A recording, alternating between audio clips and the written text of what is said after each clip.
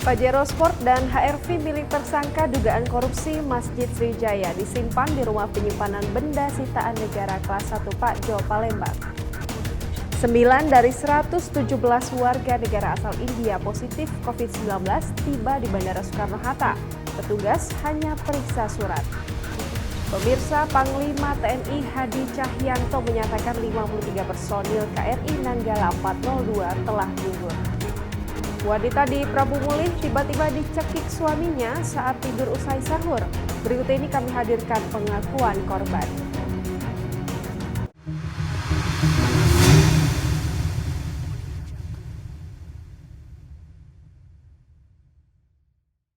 Halo pemirsa Tribun Sumsel Video, senang sekali rasanya kita berjumpa kembali dalam program acara 48 jam bersama saya Eis Ratna yang akan menyajikan rangkuman informasi kriminal di Sumatera Selatan dan sejumlah informasi viral ter-up-to-date.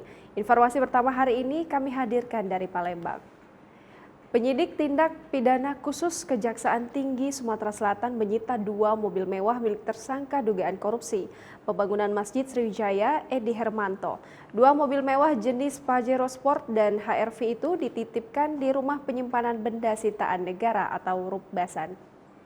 Mobil Pajero Sport dan HRV milik tersangka dugaan korupsi pembangunan Masjid Sriwijaya Edi Hermanto akan dititipkan di rumah penyimpanan benda sitaan negara atau Rukbasan kelas 1 Pakjo, Palembang sembari menunggu proses persidangan tersangka.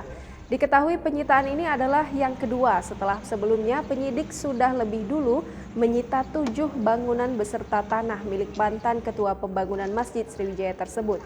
Namun belum diketahui pasti berapa total nominal aset Edi Hermanto yang sudah disita, termasuk jumlah kerugian negara dalam perkara ini juga belum diketahui. Fadli mengatakan bahwa perhitungan masih dilakukan hingga kini, baik oleh penyidik Kejati Sumsel maupun BPK.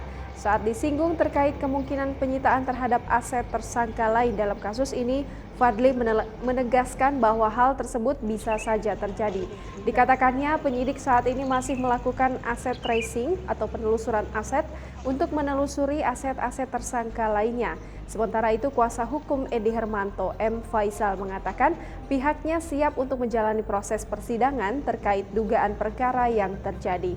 Namun Faisal berujar belum bisa berkomentar banyak terkait perkara ini sebab ia baru menandatangani surat kuasa sebagai kuasa hukum Edi Hermanto kemarin. Bahwa pada hari Jumat tanggal 23 April 2021, tim Kejaksaan Tinggi Sumatera Selatan pada bidang Pitsus telah melakukan penyitaan aset dalam dugaan korupsi dana hibah pembangunan Masjid Raya Sriwijaya Palembang. Aset tersebut yang disita milik dari tersangka EH. Aset yang disita yaitu 2 unit kendaraan roda 4. Terus aset yang disita merupakan salah satu jaminan bila di kemudian hari terbukti telah melakukan kerugian keuangan negara.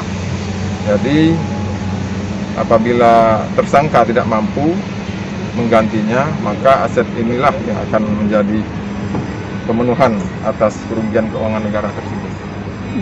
Dua aset ini sudah kita terima semua surat menyuratnya, Kak? Surat-surat sudah kita terima, alhamdulillah.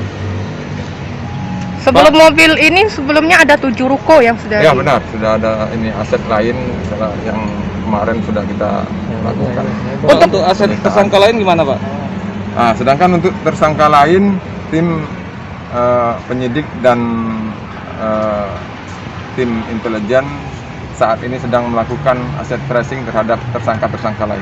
Untuk total yang sudah disita ini berapa nih untuk dirupiahkan itu kan? Sebelumnya 7 ruko dan 2 mobil sekarang Ya. tambah. Berapa itu jumlahnya? Apa? Jumlah nominalnya. Nominal ini yang kita sita sekarang ini lagi dalam penghitungan. Termasuk juga kerugian terhadap perkara ini, dugaan tindak pidana korupsi ini sedang kita lakukan penghitungan oleh BPK. Mobil hari ini gimana? Ada berapa mobil, Kak, yang disita? Jadi kemarin itu ada 2 dari pihak Kejaksaan Tinggi kan. Jadi hari ini kita ikuti secara itikat baik dari klien kita kan. Jadi kita serahkan 2 ini Pajero sama KRP. Cuma memang ada surat-suratnya yang belum lengkap kan. Itu aja. Untuk surat yang belum lengkap ini karena masih di leasing atau gimana, Kak? Kalau dari keterangan dari pihak ini, pihak keluarga masih di leasing kan. Nah, jadi kita cuma minta supaya dilengkapi. Dan lagi proses lagi mau disusulkan nanti. Oke, berarti dalam kondisi belum lunas ya, Kak? Nah, kita nggak tahu kita masalah itu. Terkait perkara ini kan ada aset juga 7 ruko yang disita oleh Kejati termasuk Bantul. Mungkin tanggapan dari pihak sendiri gimana untuk itu? Nah, kalau itu saya kurang tahu karena kemarin saya baru ditunjuk sebagai pihak. Baru kemarin ya? Ya, ditunjuk bertanda surat kuasa kemarin.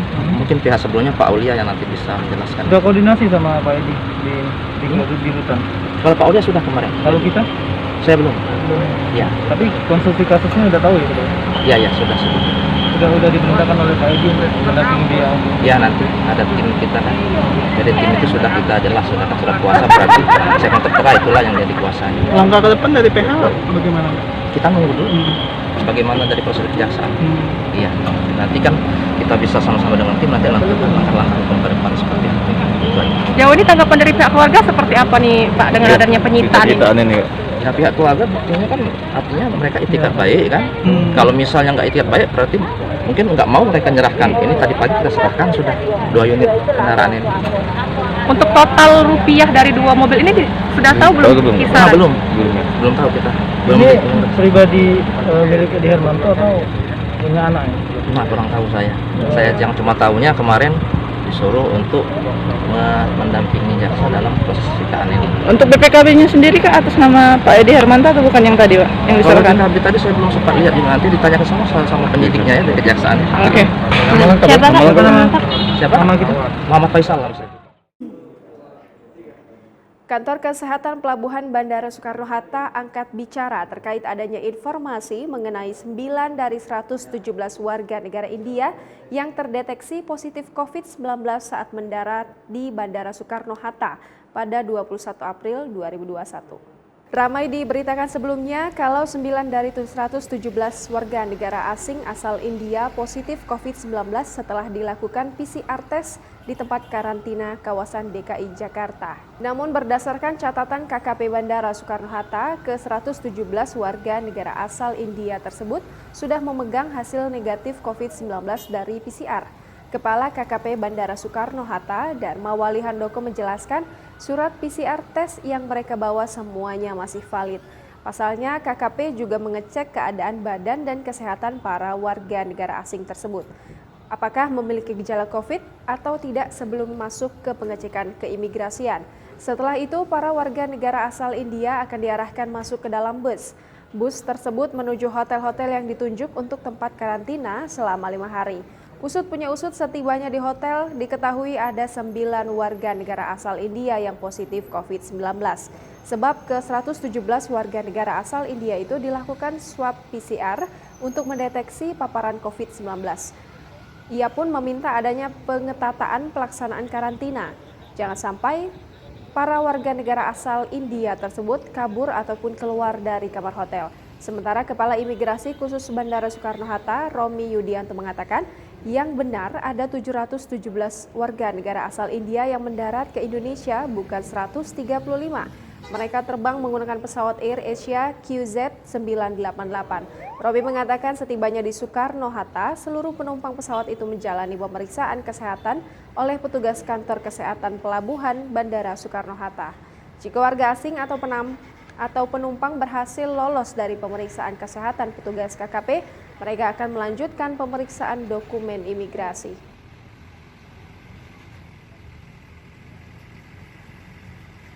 Pemirsa, Panglima TNI Hadi Cahyanto menyatakan seluruh awak kapal selam KRI Nenggala 402 telah gugur. Dengan kesedihan yang mendalam, Panglima TNI Hadi Cahyanto menyatakan seluruh awak kapal selam KRI Nanggala 402 meninggal dunia. Ia menyampaikan telah diperoleh citra yang telah dikonfirmasi sebagai bagian KRI Nanggala 402 meliputi kemudi vertikal belakang, jangkar, bagian luar badan tekan, kemudi selam timbul, bagian kapal yang lain termasuk baju keselamatan awak kapal NK-11. Ia melanjutkan berdasarkan bukti-bukti otentik tersebut dapat dinyatakan bahwa KRI Nanggala 402 telah tenggelam dan seluruh awaknya telah gugur. Pencarian kapal selam ini dimulai pada Rabu 21 April 2021 ketika dinyatakan hilang kontak pada pagi hari. Pukul 3.46 waktu Indonesia Tengah, Sea Rider memonitor periskop dan lampu pengenal dari KRI Nanggala 402 yang perlahan mulai menyelam dan tak terlihat. Padahal seharusnya periskop masih tetap muncul saat itu. KRI Nanggala 402 semestinya meminta otorisasi penembakan, tetapi saat dipanggil tidak ada jawaban. Sejak pukul 3.46 waktu Indonesia Tengah itulah KRI Nanggala sama sekali tidak memberi respons. Hari itu KRI Nanggala 402 dinyatakan hilang, penyebabnya diduga karena blackout atau kehilangan daya listrik. Dalam kapal selam tersebut disebutkan ada cadangan oksigen hingga 72 jam yang berarti para awak kapal dapat bertahan hingga Sabtu 24 April 2021 dini hari. Berdasarkan bukti-bukti otentik tersebut dapat dinyatakan bahwa KRI Nanggala 402 telah tenggelam dan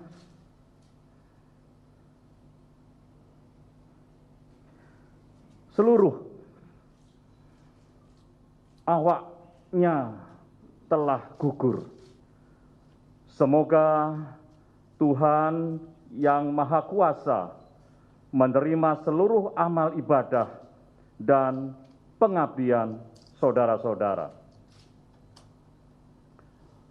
Semoga kami semua dapat meneruskan pengabdian paripurna saudara-saudara sebagai prajurit-prajurit terbaik Tentara Nasional Indonesia. Sempat mengalami fase kritis, seorang wanita asal Prabu Muli, Sumatera Selatan menjadi korban penganiayaan yang dilakukan suaminya sendiri. Perlakuan kasar sang suami terjadi saat setelah menunaikan sahur dan sholat subuh bersama.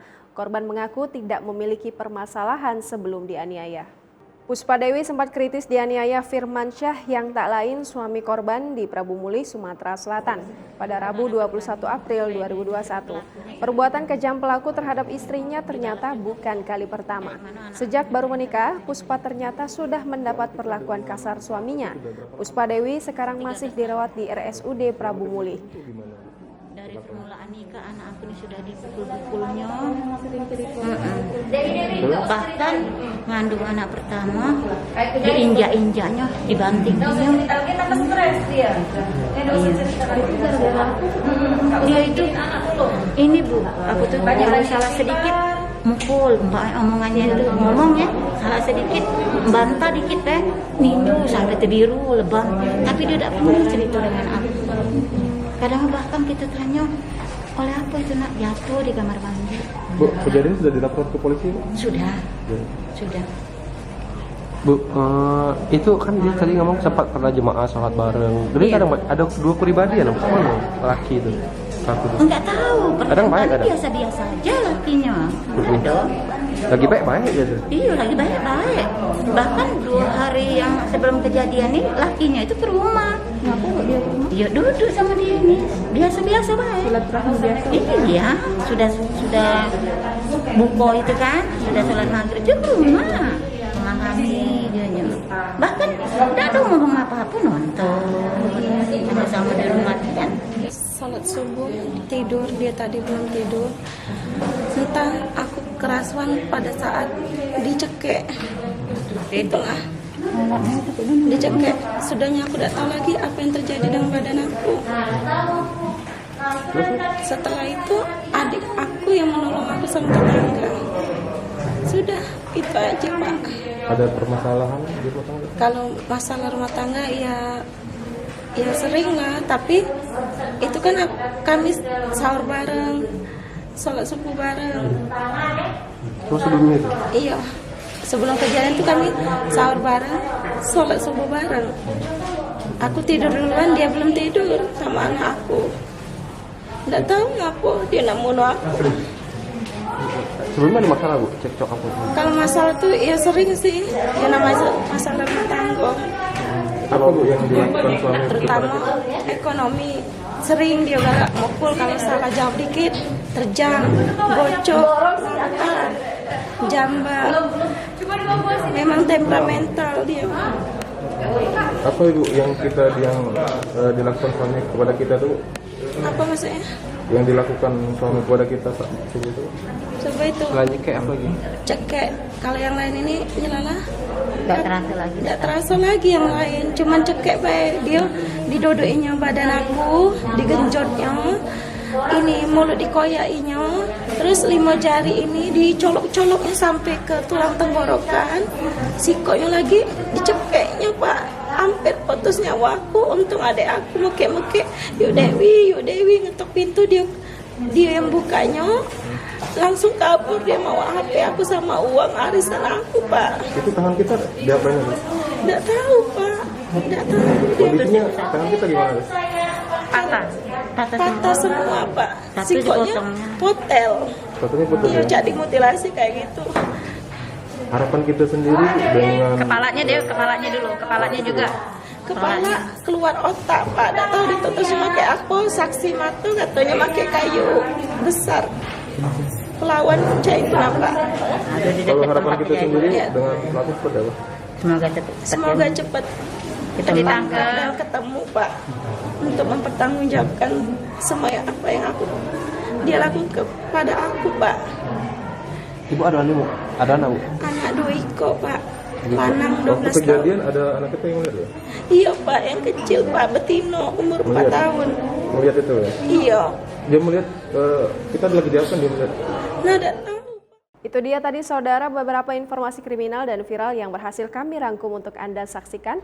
Jangan lupa untuk terus menyaksikan program acara 48 jam hanya di channel YouTube Tribun Sumsel. Karena kami akan terus mengupdate informasi kriminal di wilayah Sumatera Selatan. Saya Isratna beserta kerabat kerja pamit undur diri dari hadapan Anda.